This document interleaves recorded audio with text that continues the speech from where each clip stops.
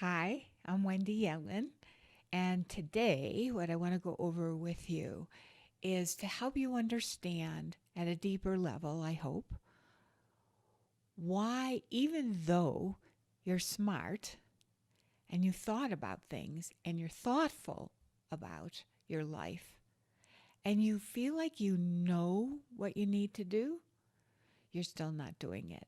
Or you're still not doing it enough, or it's not happening fast enough or easy enough, even though you know what to do. In my mind,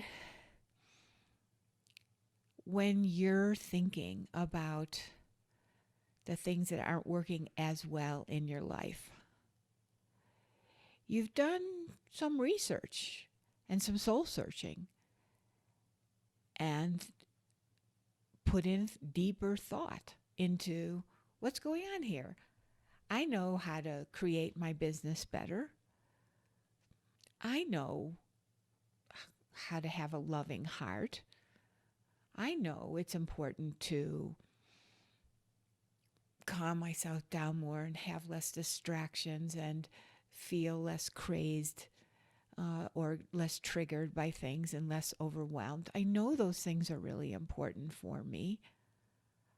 I know many things to do to get myself there, but I'm either not doing them or I'm not doing them enough, or no matter how many people tell me to do them and no matter how much I do them, they're not effective. So, what the heck is going on? How can we be so smart and yet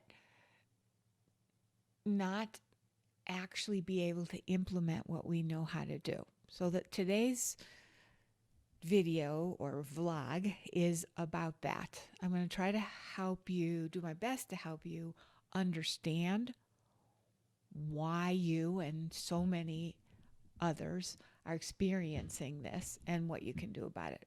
So, first of all, I call this our gap. So, what is a gap? A gap is a distance between who who we can be, who we ultimately can be, and how we're currently acting.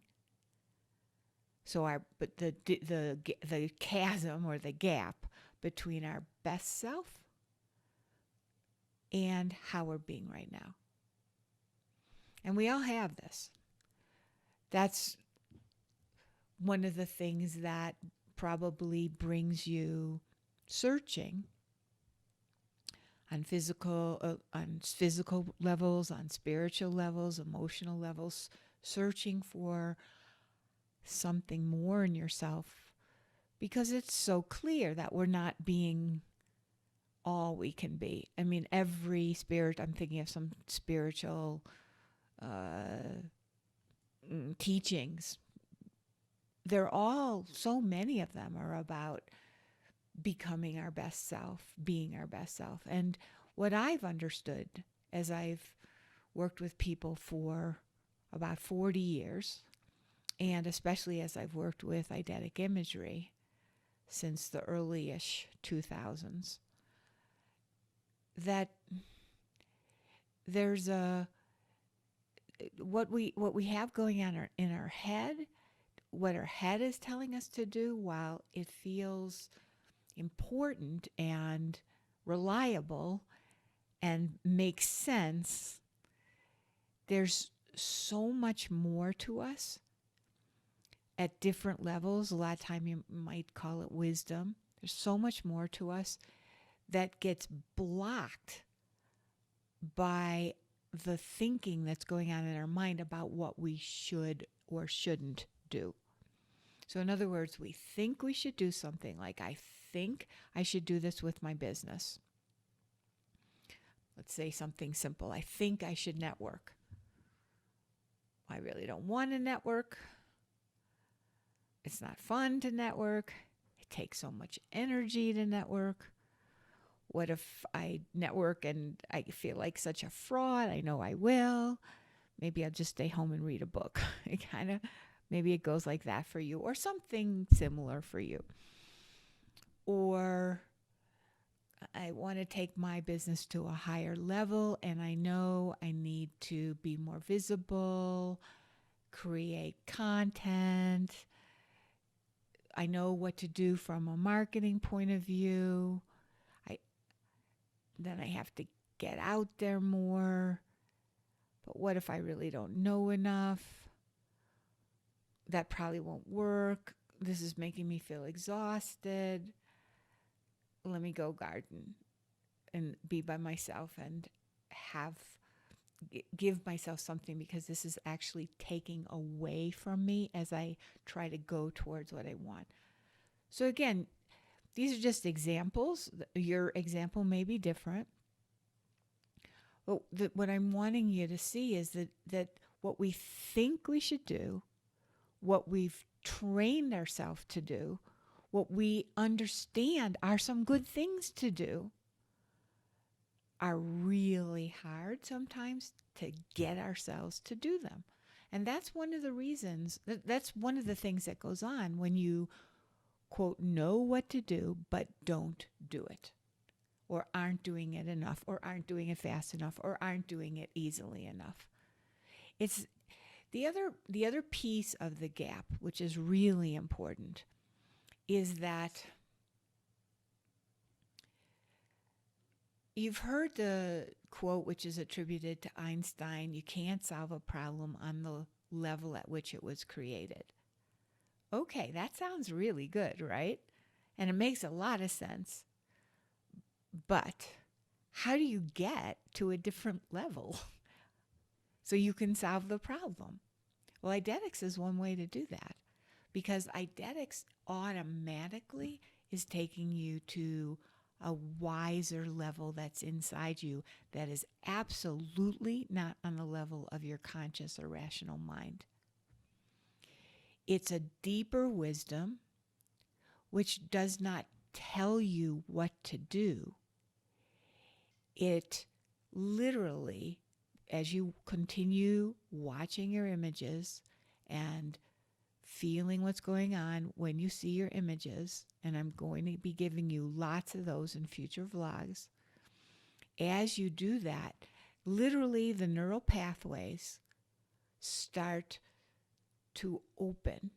I think of it as a forest pathway with brambles and fallen limbs and mounds of dirt and grown trees. And what we're doing is we're pruning or opening those neural pathways back up again, so that you can approach things more from how you came in as a human being, as opposed to all the many restrictions that are on us from society, from life, from our families, from school, from religion, and even from the really over-speeded up pace of and anxiety of life right now.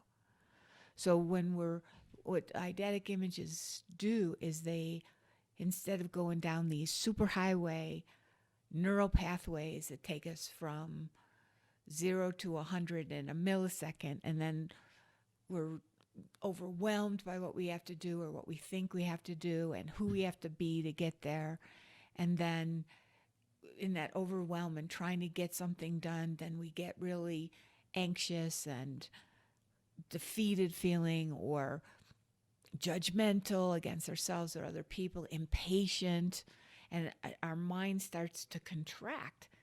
And the creativity that would normally be able to come through from a quieter place in us, it doesn't have a chance. And then what happens is things take longer. So I'm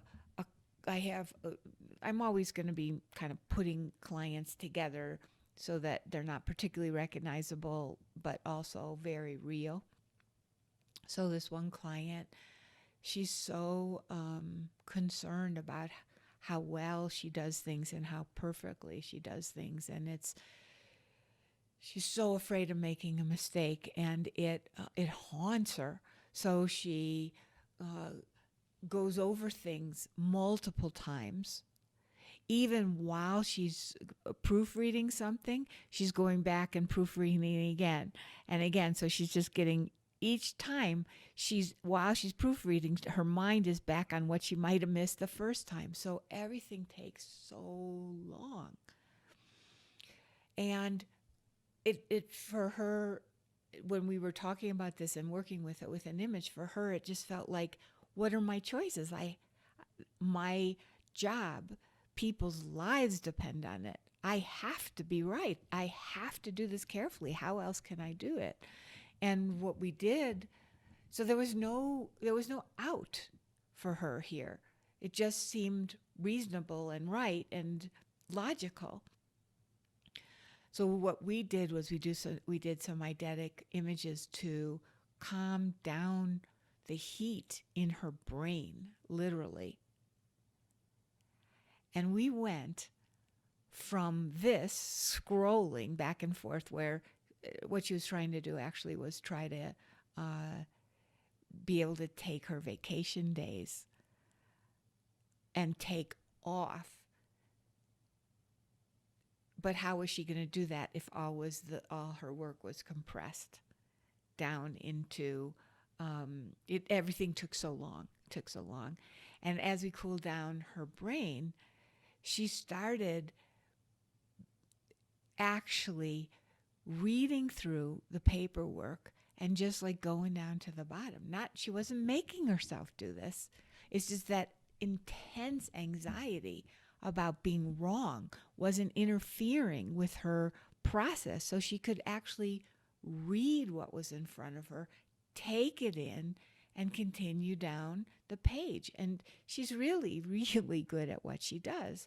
So this was wonderful. I think it's taken her something like a third or less of the time, and it totally made actually taking her vacation days, which she would lose otherwise, and she has a ton of them right now. And now that's all on the calendar, and she feels great about it. So it wasn't a question of, well, why are you reading that so many times? She didn't even know she was doing it until we saw it in an image. It was just the way she processes things. So there's all kinds of ways that we're typically behaving. And yet we have other options. Another story comes to mind. This is actually my sister, who I don't work with anymore, but when I first started out, she agreed to be one of my sample guinea pigs so that I could practice Eidetics. And she's a New York Times bestselling author who she wrote about this in one of her number one bestselling books. She actually wrote a whole page about it, even though the content of the book was something else. And she said that I remember when she came to me, she said, Wendy, I have like 6 hours of work. It's going to take me, I know how long it'll take me. It'll take me about 6 hours. I have less time than that, and I have to make what I'm writing fit into a certain space. And I always have to go over it 3 or 4 times and do draft after draft, and I'm feeling really crazy about it. And I said to her, if you'll give me an hour, I can give you more time. You'll create time. Now, this was very counterintuitive for her because already she felt really concerned and worried about how much time she had. She didn't have enough time. So for me to ask her for an hour when she already didn't have enough time was really hard for her. But she trusted me, and she'd seen things work for her before and other of her colleagues that I'd worked with. So she said yes. And we worked with the way that her conscious, rational mind was telling her how to do things. And we relaxed that with the images so that her true abilities, which are extraordinary, could come through. And she writes in the book how not only was she able to write what she wanted in a way that barely needed any second draft, which was unheard of for her, but it also fit in the exact space it needed, which she said was basically pretty much had never happened before. And it was so much less difficult on her. So these are the same women before and after, right? The same mind, the same intelligence, and yet they were able to reach a deeper part of themselves, and a different part of them was able to emerge. If I have a gift inside me that I love, and it's become stronger through the images and working with the images myself and with other people with these eidetic images. And that is that I can totally see and feel you, like your true nature. It's extremely clear to me. I know who you really are. I can feel it. I know how you're stopping yourself, and I know what's needed to break through that. Not because I have some super mind or am psychic or anything like that. It's because it's in the images. Who you really are, what you're really capable of, and how you're capable of it is clear in the images.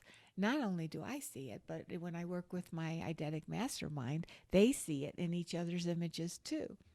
Now, I don't need to cheerlead my clients. Oh, yeah, this is really who you are. Just be like that. Because that would be going back to the same thing.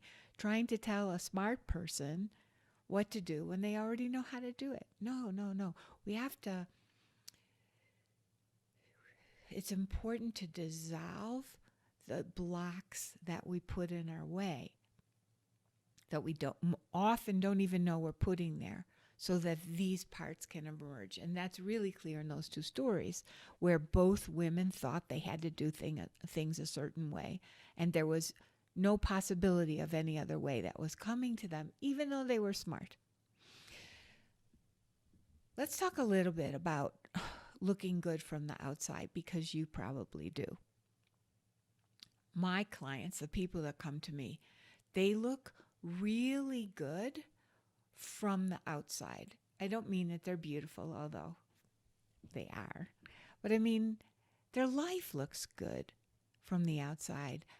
They have meaningful relationships. They have meaningful work. They have some degree of success. They have things that they love. Maybe a lot of my clients are quite creative, and they do beautiful work in those areas, or they work with other people in a deep and brilliant way, and it's very meaningful to them. So if you looked at their life from the outside and you looked at them, you'd say, they're doing pretty well. They're doing pretty well. You can see it. You can see that the life is inside of them, and many things are going well. However, the people that I work with can feel that who they are on the inside isn't totally matching what they look like from the outside. And that bothers them. It also bothered me about myself. So again, it's the gap between who they seem to be on the outside and the external stuff, like relationships and work and so forth, and some degree of success, and then how they feel on the inside. And the inside at this point in their lives is really important to them. They want to be more of who they came here to be. They want to make a bigger impact. They want to increase their connection in the spiritual realm, whatever their particular beliefs are. They want their heart to be more open, not from just words, but actually experiencing it. They want to feel more connected to their partner, if they have one. So that's what I mean by looking good from the outside. So I'm going to take a look at my notes and make sure that I'm covering what I really want you to hear.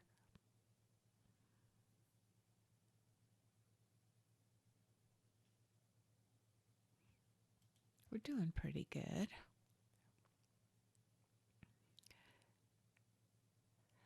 I want to talk to you a little bit about despair.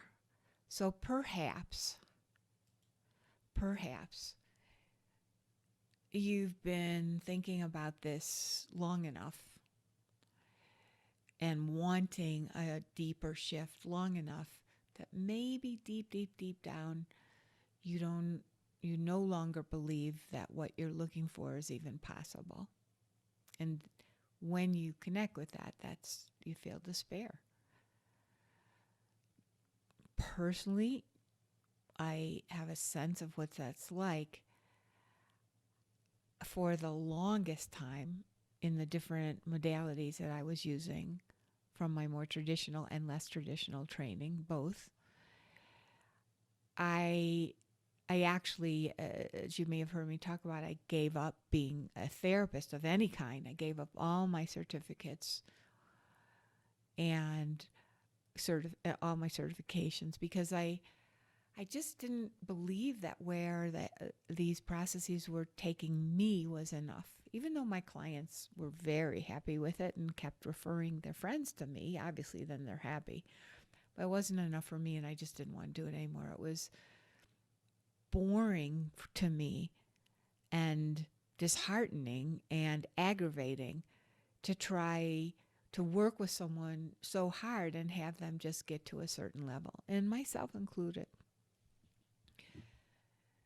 That's not the case with this work. Now, there's no reason why you should believe me, not from my words. There's no reason. You'd have to experience it for yourself. What I can tell you is that the reason what I'm saying makes sense to me is that doesn't it seem reasonable that if our body is created in such a way that if we have a cut on our finger or a wound or an injury, and as long as we're relatively healthy and our body can work to repair itself and we keep it clean or safe, it knows how to heal itself. Let's just take the cut because that's so simple. As long as you keep it clean and you're pretty healthy, it's gonna heal from the inside out just like it needs to. So, maybe you need a little help if you have to have stitches just to keep it closed, but the body knows what to do. Well, doesn't it make sense if the physical body can do that? Doesn't it make sense that there might also be something in our psyche that could help bring us to where we want to be? I mean, for me, at least it makes sense. But I didn't believe it until I experienced it with Eidetics. So I want you to at least hear that is my experience. That the thing that you're looking for actually does exist. And it actually does exist in your mind. It's already there right now. It's just that it's pushed down and constricted and covered over by the very hard crust of our personal, social, religious, schooling, and familial history. We don't need to resolve our relationships. We don't need to just understand why our parents were a certain way. I mean, certainly there's some value to that. Understanding is nice. But if you're like me, I want more than that. Sure, I want to understand why my parents were a certain way. And sure, I don't want to be angry at them. But I'm here now. And all the ways that I'm being are operating inside me. And my parents aren't making this happen. It's my parents are now inside me as a way of how I naturally, how I automatically see the world. And that is a problem because they saw the world and see the world from their history. So the way they came in was distorted, and now they're passing it along to me. Understanding that is not enough, because if it would be, you wouldn't be even listening to this video, and I certainly wouldn't be doing Eidetics, because things would be, the whole world would be perfect, unrecognizably perfect. So,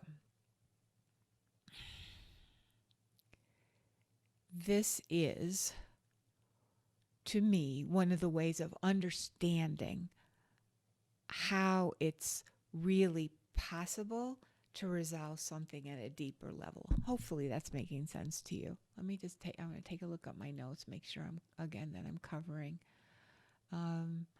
Yeah, one of the things that you may be doing to, when you feel some of these things coming up in you, is disappearing. Maybe disappearing in electronics or food, or just disappearing from life, or you might be over active, like really kind of pushing things to happen more because you can, but it's taking a toll on you. And that toll can be really tough in terms of your energy, in terms of your joie de vivre, in terms of your connection with yourself and other people, in terms of self-judgment, in terms of what I have mentioned one of my teachers calls the crack den of your mind. So sure, you can push through, but what does it cost you? What is it taking from you to do that kind of pushing? And then a lot of times maybe you'll disappear again. But you're doing this because you're looking for solutions. And what I want you to at least hear is that the solutions you're looking for are right there. And you'll connect with them, and they'll become much more palpable as you work with eidetic images, only because they're already there. And that's what you'll see right from the beginning. Right from your first image, you should be. So I already suggested to you that you get a journal, or you can do this online if you like. And so what today's suggestion is, actionable item, is write down 3 to 5 ways that you're currently trying, quote unquote, to solve the problem. 3 to 5 ways that you're currently trying to solve the problem. And then a second list of things you already know, steps you could take that would probably help. And then next to each one, write down what happens to you when you even consider implementing one of these really good ideas. Like, do you get sleepy? Do you go read a book? Do you eat? Do you berate yourself? What do you do? So that's my suggestion as a way, just a very, very simple way to pay attention. I give you these actionable items because I think it helps. And the really important ones in my mind, are going to come when we start doing the eidetic images, of which there are so many. All right, bye for now, and I'll see you either here or next time we talk.